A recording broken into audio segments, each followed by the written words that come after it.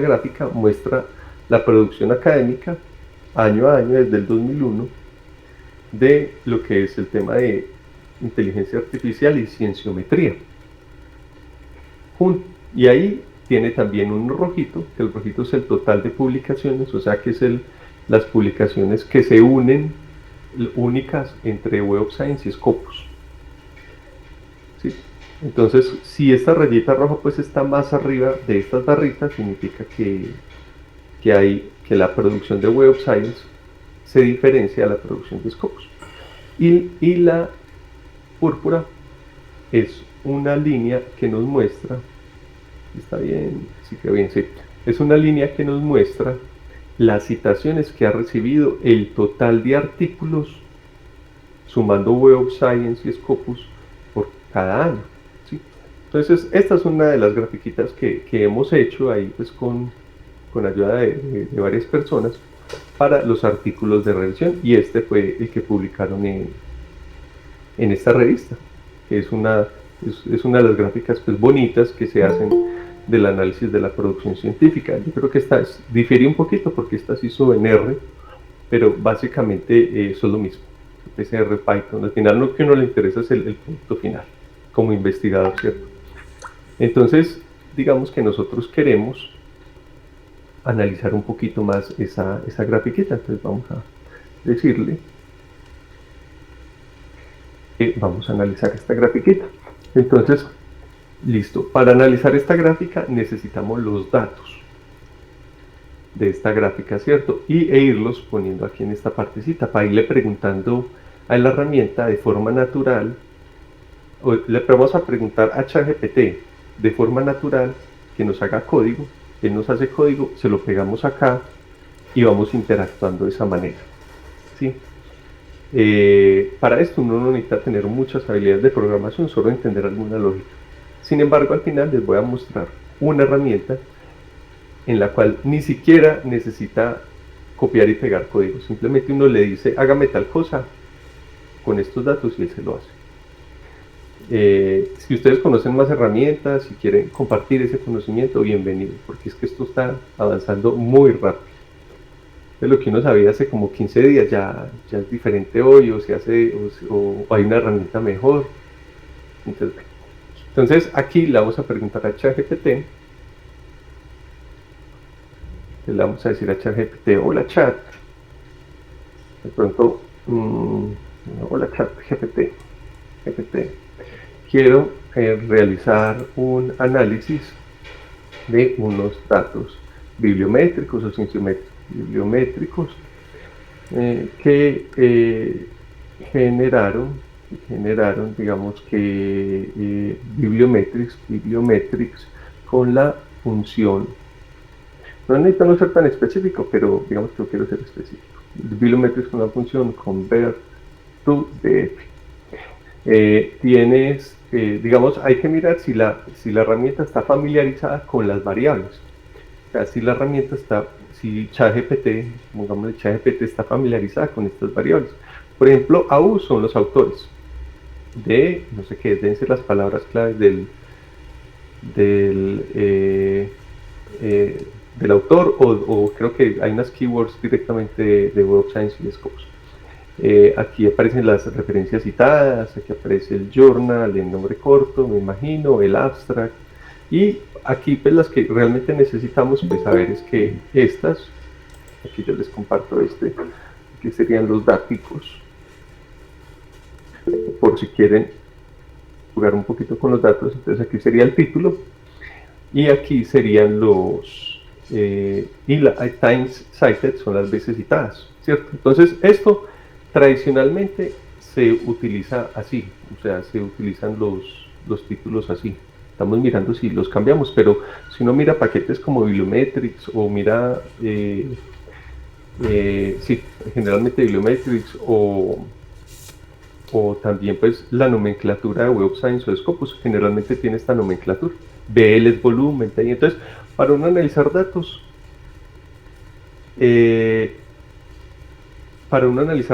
necesita familiarizarse con las variables. Entonces aquí lo que necesitamos es, este es el título, estas son las veces citadas, y El PY, el PY debe ser el año, que el PY debe estar por acá, está aquí al lado.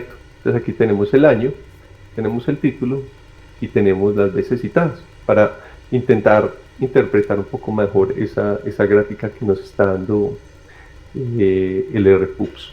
Entonces lo que necesito preguntarle a ChatGPT si está familiarizado con eso, ¿cierto? Con esas variables. Entonces, estás familiarizado con los significados de las variables que se encuentran en el data frame, como PY, PC, ¿cuál era la otra? PY, PC y PC, PY, bueno, y título. Vamos a ver qué nos dice esta. Hola, claro que sí, estoy familiarizado. Listo. Una herramienta popular para hacer el análisis. La función converta que menciona es utilizada para convertir los datos bibliográficos, por ejemplo, el de Web Science, Scopus, perfecto. O sea que sí está familiarizado. Listo. Entonces yo le voy a decir que quiero hacer un análisis de datos usando Python. Listo. Entonces yo le voy a decir qué librerías debo cargar. Pues aquí estamos creando el entorno en el análisis de datos. Le vamos a decir, para los que no estén familiarizados, ya hoy en día casi todo el mundo está familiarizado con Python o con R, entonces, bueno, pero de todos modos lo voy a explicar. Las librerías es como cuando uno tiene el celular y el celular está vacío y no tiene aplicacioncitas. Aquí el profe David sí se las pilló. Entonces aquí estoy utilizando Chat GPT-4. ¿sí? Generalmente para tareas que no tienen mucha profundidad, yo no he encontrado diferencia entre ChatGPT y ChatGPT-4. ¿sí? Sí he encontrado diferencias ya cuando uno se mete a cosas un poco mucho más sofisticadas. Pero por ahora, pues yo creo que no habría, que ustedes no tendrían problema, porque vamos a hacer un ejercicio sencillo y lo vamos a ir complejizando un poquito, dependiendo pues si salen unos datos que tengo por acá, parece que sí, ya los tengo, listo. Entonces, igual ustedes van a ir teniendo acceso, los que no estén familiarizados mucho con este entorno de análisis de datos, esta forma de analizar datos, lo que pueden hacer es crear un Google Colab en una carpeta que ustedes tengan, en cualquier carpeta de Drive, le dan clic derecho y le dan Google Colaboratory. ¿sí? En cualquier carpetica que ustedes tengan de Drive, por si quieren pues jugar con eso. Si de pronto los muchachos aquí saben una estrategia más fácil, la pueden escribir por ahí, por favor la escriben por el chat, porque generalmente los muchachos, la tecnología llega más rápido a ellos que a nosotros los profes. Entonces, uno generalmente se queda con lo que está acostumbrado a manejar y ya es difícil salir de ahí. Entonces, así es como yo lo crearía, ¿cierto? Google Colaboratory, lo crean y ahí ustedes crean un documento y ustedes pueden copiar y pegar lo que yo voy a ir haciendo para que a mí me gustan mucho los talleres, es por el hacer, ¿cierto? No tanto por el comprender a través de la lógica, sino por el entender a través del hacer.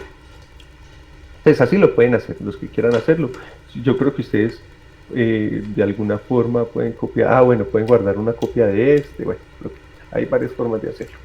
Entonces volvamos al tema. Entonces aquí lo que quiero hacer es, voy a copiar todas estas librerías, no sé si las voy a utilizar todas, pero digamos que yo las voy a copiar todas, las voy a pegar acá, paste, copy link, paste, bueno, listo, que ya las pegué.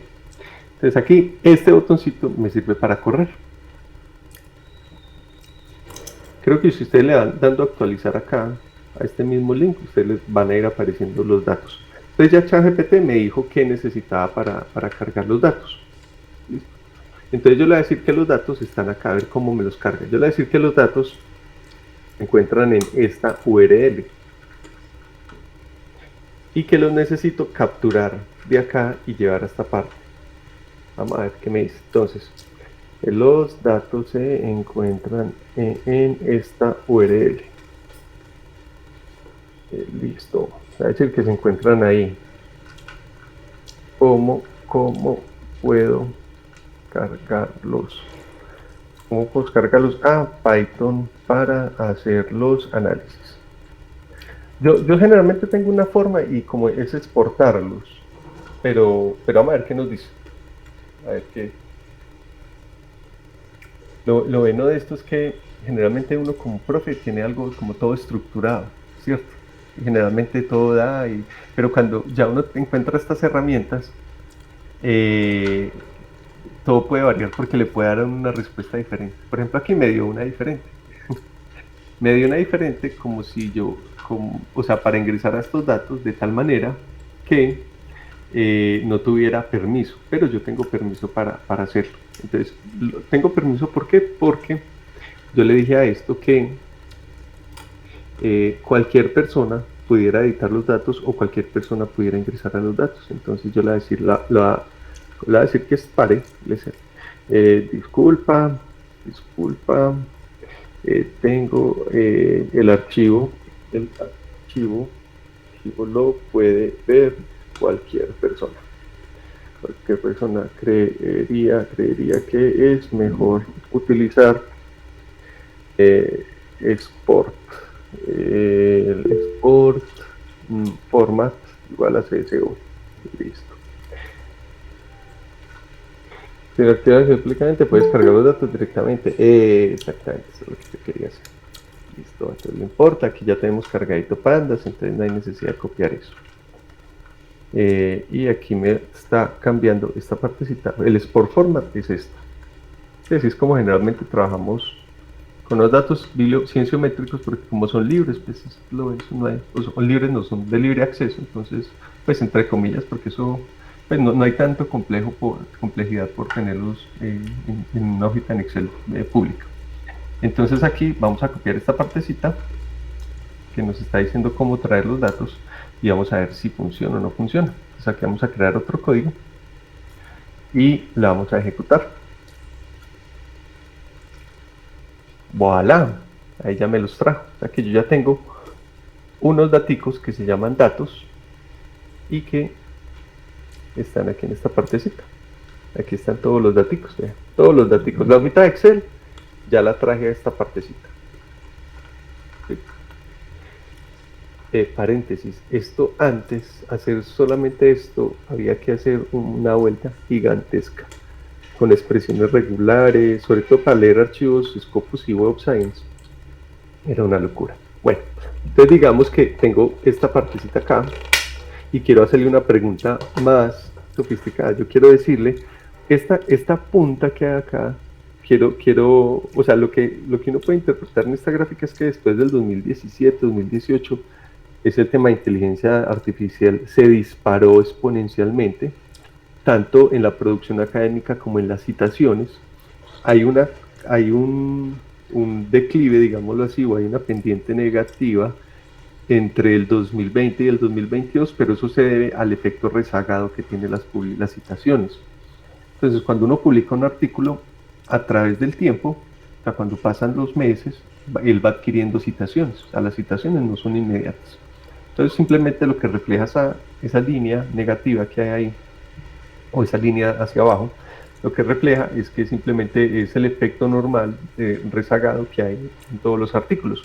Sin embargo, está disparado porque en 2018, 2020 casi que es una línea vertical.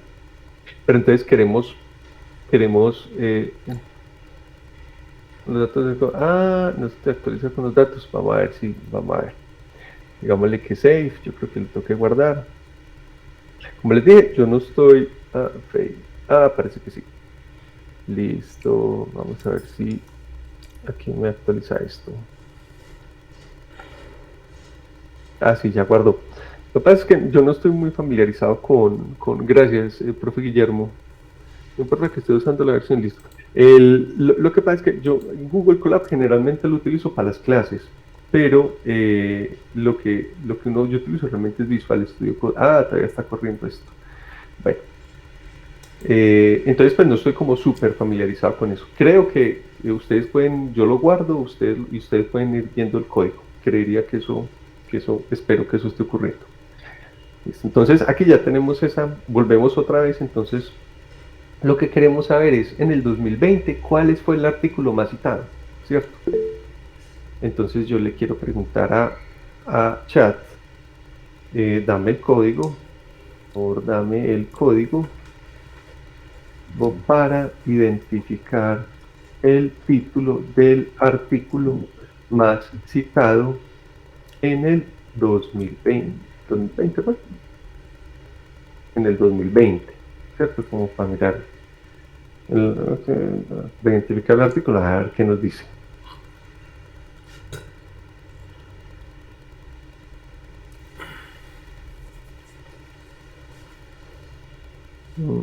Que aquí tiene el código para entrar algo más citado en el año utilizando pandas. Bueno, aquí ya, esto ya lo había hecho. Y aquí, excelente, profe Guillermo.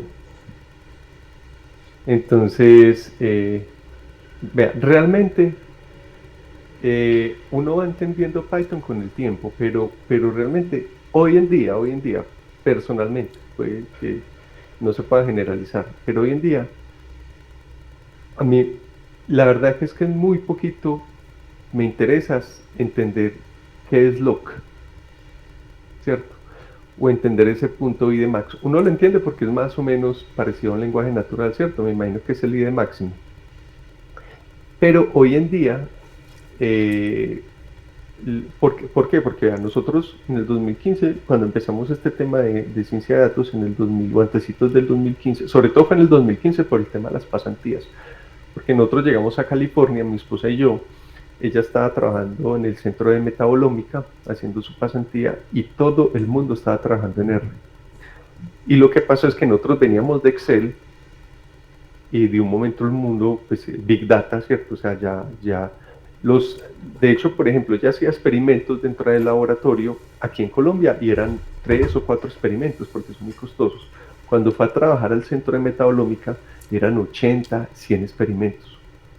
Entonces ella estaba acostumbrada a analizar sus datos en Excel porque eran 3 experimentos, pero cuando llegó allá eran 80 y seguía haciendo las cosas en Excel. Entonces llegamos pues a un acuerdo donde pues le iba a colaborar aprendiendo R para ayudarle con los análisis estadísticos, porque ya pues el volumen de información crecía exponencialmente, y los cálculos, si uno tenía un error en Excel, pues era muy difícil hallar el error. En cambio, en R, pues todo era así muy estructurado.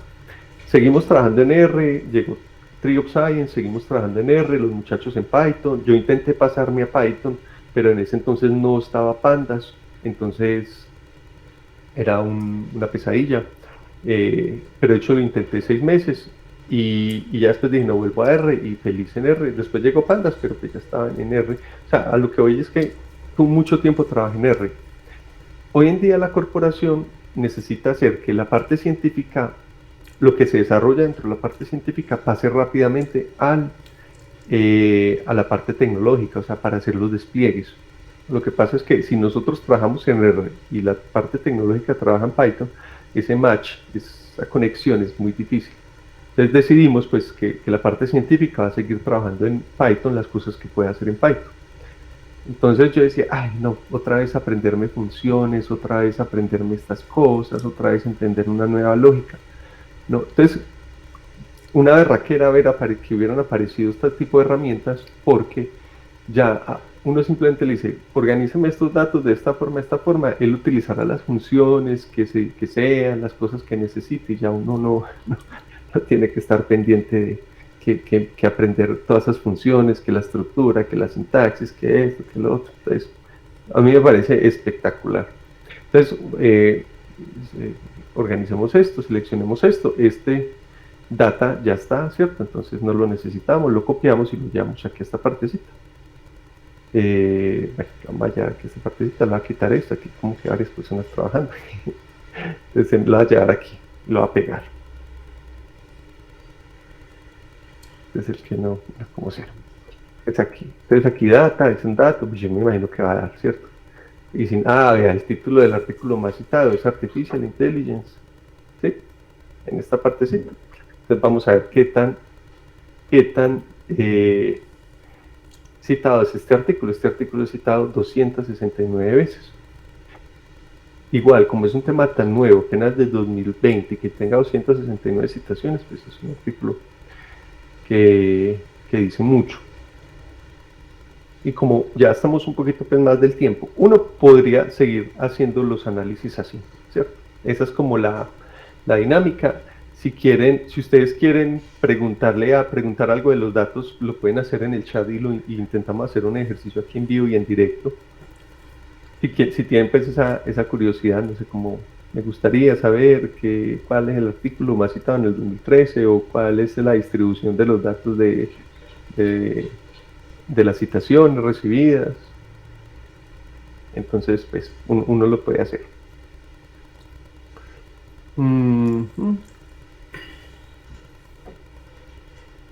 Sí, se puede sacar los clústeres de palabras.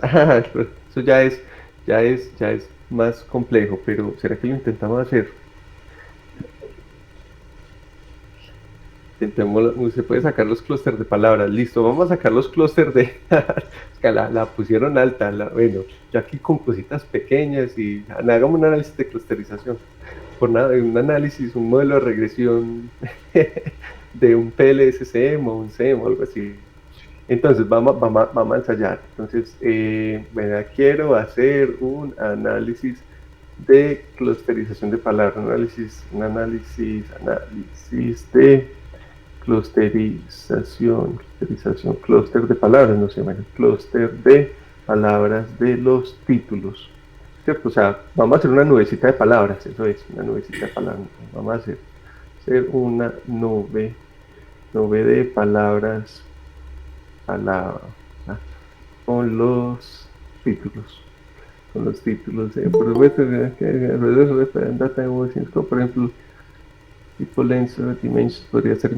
Sí, hasta un cierto punto. Ahorita miramos ahorita respondemos esa parte. Quiero hacer una nube de palabras con los títulos. Con los títulos. ¿Cómo sería? En Python?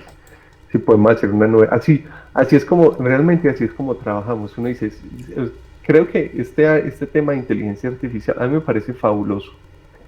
Y creo que siempre hago esta metáfora. Antes necesitábamos mover una piedra, pero nuestras capacidades solas no daban, ¿cierto? Entonces construimos una tecnología para mover esa piedra. La cuestión es que esa tecnología se volvió tan sofisticada que solo aprender esa tecnología se lleva mucho tiempo. Y al final no había suficiente tiempo para pensar en dónde poníamos la piedra. En este caso la piedra son los datos, la tecnología es R o Python. ¿Cierto? Cuando llegó los datos, el acceso a los grandes volúmenes de datos, necesitamos herramientas como R o Python para poder analizar los datos, para poder mover la piedra. Pero nos quedamos tanto tiempo en el tema de Python o de R que al final, con tal de que moviéramos la piedra a cualquier lado, era un logro gigantesco. Así lo hubiéramos puesto en el lugar que no era. Hoy en día, gracias a esa tecnología, no necesitamos pensar tanto en aprender, gracias a la inteligencia artificial, no necesitamos aprender tanto la tecnología, sino pensar en dónde ubicamos bien la piedra. Porque la inteligencia artificial hace lo que hacía la tecnología, lo que estamos haciendo. Entonces, por ejemplo, fue muy interesante la pregunta del profe Guillermo, porque eso es lo que, destapa, para mí, desde mi perspectiva, si uno la utiliza bien, destapa un área del cerebro de las personas que es la creatividad. Entonces, generalmente lo que intentábamos hacer era aprender cosas, lógica. Ahorita, la lógica la tiene ChatGPT, el conocimiento lo tiene ChatGPT, pero entonces nos enfocamos más en, bueno, ¿qué hacemos con esos datos? ¿Para qué sirven? ¿Para qué son útiles? Entonces aquí saco un montón de código. El código, aquí aparece que me dice que tengo que instalar una librería. Bueno, instalemos la librería. Es peligroso una serie de preguntas ahí. Vamos a ver si la instala así. Bueno, ahí parece que la está instalando. Mientras tanto, peguémosle el otro código. Y el otro código, pues, matplotlib, peguémosle todo esto. A ver qué hace. A ver si se obedece ChatGPT. Entonces, peguémosle esto. Y démosle aquí. ¿Qué está haciendo? No me interesa. O sea, que sí me interesa el producto final. Que esto es que hace tal cosa, que esta función hace otra cosa, que este join data hace una cosa. La verdad, eso, desde mi punto de vista, obviamente hay gente que puede argumentar que es muy importante aprenderse todas las funciones de un lenguaje de programación, ¿cierto? Pues que porque puede ser, pues, la verdad, lo que yo manejo, en lo que manejamos lo que necesitamos hacer dentro de Core of Science, mmm, tanto así que si uno ve que el código está lento, lo único que uno le dice es, lo copia y lo pega y a ChatGPT le dice, optimíceme este código. Y ya, ¿cierto? Entonces, o cuádrenme una entrada diferente, bueno, hay variacioncitas ahí, pero, y mira, profe, entonces, y se podrían sacar varios clústeres. Profe, no, ya, eso queda como tarea. Me encantó esa pregunta porque, vean, los datos, la piedra son los datos, ¿cierto? O sea, es hacer una nube de palabras. La herramienta es Python, pero ya tenemos un asistente que es ChatGPT, que no necesitamos aprender todas estas funcioncitas y todos estos paquetes para hacer algo como esto. ¿Sí? Y creo que eso tiene un significado muy profundo en la educación.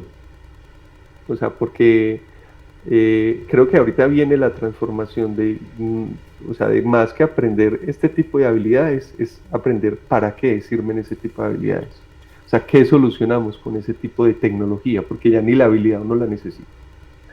Sí, profe, más que sí se puede hacer, pero es un tema de tiempo. Entonces quedo pendiente de la respuesta. David, profesor, solo se puede con los datos de Web Science Scopus, por ejemplo, los que son de suscripción de tipo Lens, Dimensions. ¿Podría hacer este mismo ejercicio? Sí. Preguntémosle a ChatGPT. Por ejemplo, ¿qué se puede hacer con preguntémosle a ChatGPT a ver qué se puede. Yo sé que sí, ¿cierto? El cómo, no, pues el cómo varía cada vez que pasa un año. Este año se hace de una manera, el otro año se hace de otra, el otro año se hace de otra. Entonces lo que se puede hacer es, creo que Dimensions es una base de datos para lo que, como Scopus y Web Science, que se pueden descargar los archivos CSV, ¿sí? Y se puede utilizar el DCLI, perfecto, ¿sí? Bueno, o sea, la respuesta de David es sí. El profe David sí, sí se puede hacer. Si se puede hacer eso, creo que hay que tener un API, un poquito más complejo, yo creería que para conectarse con la API, porque hay que generar un key, listo. O sea, pueden hacer, mejor dicho, muy buena pregunta de también el profe David. La restricción es la creatividad. O sea, ya creo desde mi punto de vista, lo que hay que hacer ahorita o sea, llega el momento de los cualitativos, de los creativos, de empezar a desarrollar más ese tema de relaciones humanas, porque ¿a qué me refiero? Es que generalmente aprender la tecnología es un proceso solitario.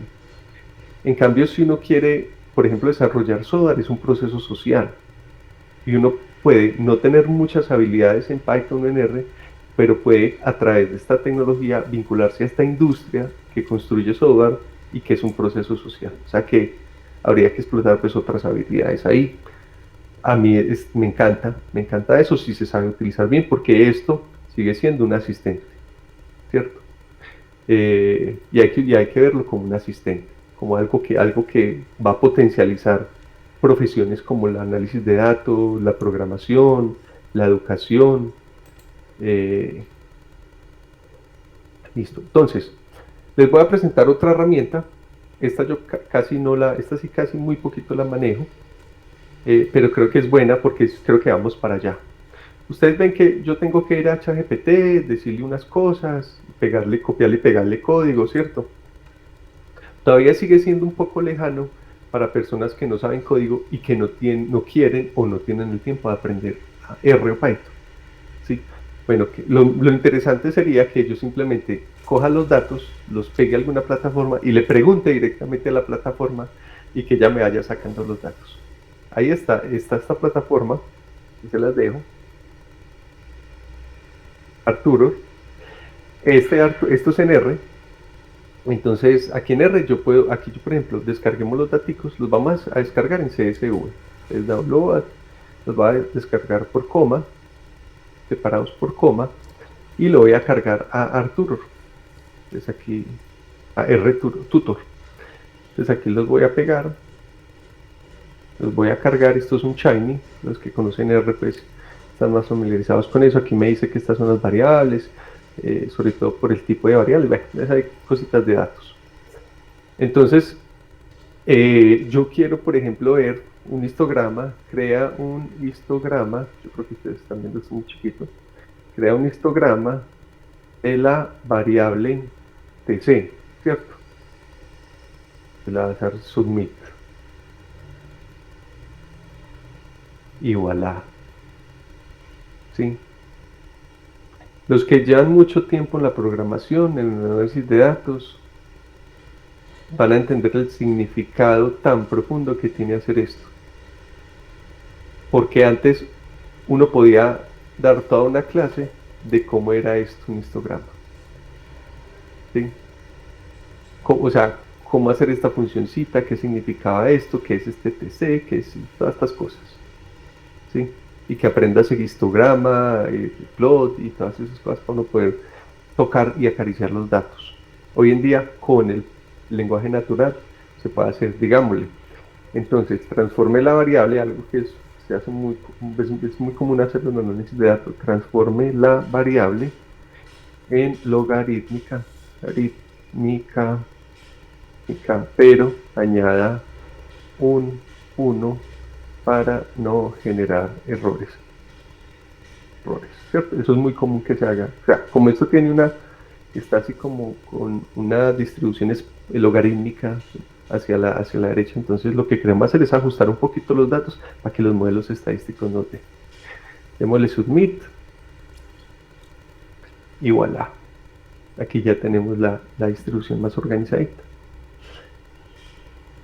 Entonces, estamos entrando a una época, una etapa donde saber R Python no va a ser no va a ser algo tan importante como antes. ¿Sí? Lo más importante es saber para qué estoy haciendo esto. O sea, ¿dónde voy a poner la piedra? Algo interesante es, esto también tiene comandos de voz. Entonces uno también le puede decir que me lea la voz y que simplemente yo le diga haga tal cosa y él lo va haciendo. Pero pues no vamos a entrar, que eso les queda a ustedes ahí para que cachar bien. ¿Qué más? Antes de estos 2 minuticos, esto ha sido tan loco, o sea, como que tan loco, que por ejemplo yo doy clases en la Luis Amigo y doy clases de análisis avanzados de datos cuantitativos.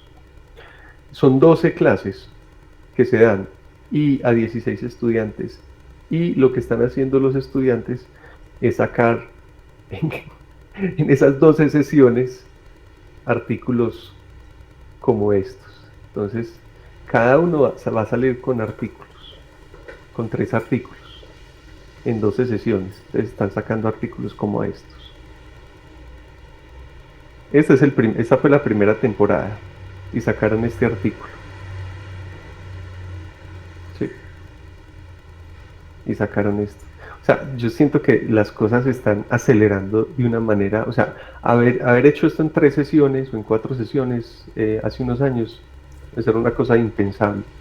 Y aquí ya estamos trabajando con estadística inferencial, aquí ya para un Poisson, aquí ya aplicamos un modelo Poisson para, como es análisis avanzados de datos cuantitativos, aquí aplicamos un modelo Poisson para unos datos pues, que queríamos hacer, y aquí pues sale el modelo de regresión y todo el cuento, y eso gracias a que tenemos herramientas como la inteligencia artificial, o sea que, y son artículos buenos, pues son artículos de Q4, Q3, o sea que en 12 sesiones los muchachos salgan cada uno con 3 artículos que sean Q4, Q3, es una locura. Y este es el último que estamos trabajando, que ya es con PLSC. ¿Y por qué digo de la inteligencia artificial? Porque ya es mucho más, uno coge los datos, los mete y les dice, dio esto, no dio esto, para que recomiéndeme una técnica estadística, se la recomienda, y se corrija esto, transforma este dato.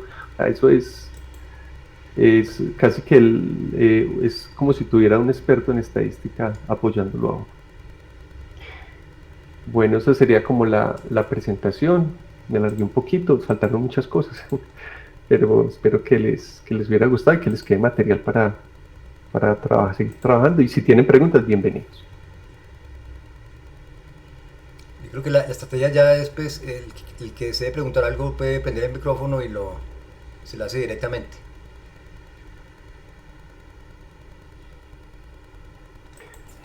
¿Qué va a pasar con nosotros? Hola, Sebastián. Hola, profe Freddy, ¿cómo estás? No, pues se me ocurrieron muchas ideas para analizar cosas. Se nos ocurrieron muchas ideas para analizar cosas porque nosotros solemos tener una gran cantidad de datos, aquellas variables hidrometeorológicas, aquel tema de variables hidrometeorológicas, el tema de las lluvias, el tema de la temperatura, el tema del brillo solar, ese tipo de variables para nosotros son pues cualquier cantidad de datos. Los datos de nivel y de caudal en un río, esas inferencias estadísticas que hay que hacer, por ejemplo, para, diga usted, rellenar alguna información que de pronto quedó faltando porque el aparato salió de funcionamiento o porque queremos extrapolar esa serie de datos un poco más allá, hacia el futuro, a ver qué puede llegar a pasar, como una especie de previsión de qué puede llegar a pasar en un determinado caso. Esas son cosas que nosotros en la hidrología, sin ser yo hidrólogo, hacemos muchísimo. Entonces, pues me parece una cosa interesante como meter esos datos como para ver el chat, esas ahí, a ver qué hacen. Pues sinceramente se me ocurrió aquí junto con el profe Fabián Yara, como venga, interesante ponerse uno a mirar a ver qué tipo de análisis le da, porque pues nosotros tenemos que hacer unos ciertos tipos de análisis con unos ciertos tipos de herramientas estadísticas y a ver qué cosa da. Fuera de lo que ya de por sí estamos con el tema de la parte bibliométrica, que a mí siempre me ha parecido muy interesante, como venga, saber cuáles son esos artículos más chéveres que han salido, a los artículos más nuevos, que uno a veces siempre se le escapa a alguno y uno finalmente nunca sabe si el que se le escapa fue el más bueno, o, porque pues finalmente al haberse le escapado uno nunca supo si era aquel que le da el top, el tópico que uno anda buscando, pero pues bacano, interesante. Muchas gracias. Con mucho gusto. Por ejemplo, lo que tú planteas es fabuloso, porque es como decir, bueno, probablemente haya una nueva profesión en las organizaciones que tienen una caja, digamos que un balde lleno de datos, y los directivos como tú necesitan responder preguntas, porque ustedes tienen la visión administrativa, o sea, no hacen cualquier pregunta, sino preguntas que sean importantes. Entonces, imagínate una caja llena, un tarro lleno de datos, en la mitad una inteligencia artificial y al otro lado ustedes. Y le preguntan a la inteligencia artificial coge los datos y le va respondiendo sin necesidad de esa cantidad de cosas que hay que hacer para poder responder cualquier pregunta a partir de datos con R con Python. Sí, porque uno a veces se demora más procesando los datos que analizándolos. Entonces uno se desgasta tanto en el procesamiento que luego el análisis queda como tan hecho así como a la carrera, porque uno se ha desgastado es con el procesamiento, y cuando debería es estar metiéndole duro es al análisis. Exactamente. Creería que a partir de lo que tú planteaste, para allá vamos. O sea, ya vamos a mirar es dónde ubicamos bien la piedra. O sea, que realmente qué nos puede responder esos datos que valga la pena. Porque una vez es lo que decía el profe, una vez se dedica tanto al tema de preprocesamiento que cuando llega ya al análisis ya no quieres terminar rápido, ya no está agotado. Entonces, bueno, no sé si tengan otra pregunta. muchas gracias por la invitación al profe Germán, muchas gracias a todos por estar acá. Unos saludos. Yo voy a cambiarle los permisos a esa carpetica para que cualquier persona la pueda ver, ¿cierto? Es para que por si entran y no pueden editarla, pues es que la pueden ver. Entonces, ¿cómo funciona el tema de los cursos? Bueno, profe, ¿cómo funciona el tema de los cursos? Ahorita vamos a sacar unos cursos. Si quieres te inscribes y yo esta semanita te mando información para no alargar de pronto un poco la charla.